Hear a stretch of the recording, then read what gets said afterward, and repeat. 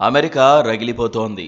అధ్యక్షుడు Donald Trump తమ తోలు ఒలిచి చెప్పులు కుట్టించుకునేందుకు రెడీ అయ్యారని క్లారిటీ రావడంతో అందరూ తమను తాము రక్షించుకునేందుకు రోడ్డెక్కుతున్నారు.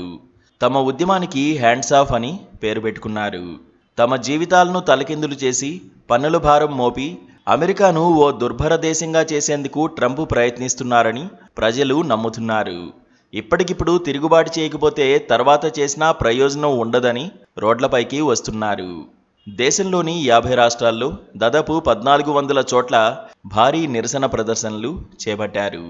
దాదాపు 3 నెలల కిందట అమెరికా అధ్యక్షుడిగా మరోసారి బాధ్యతలు స్వీకరించిన ట్రంప్ స్వల్ప సమయంలో పలు కీలక నిర్ణయాలు తీసుకున్నారు.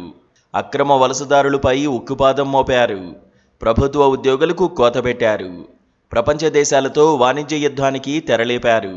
ఈ క్రమంలో ట్రంప్ దుందుడుకు నిర్ణయాలను నిరసిస్తూ ప్రజలు ఆందోళనకు దిగారు.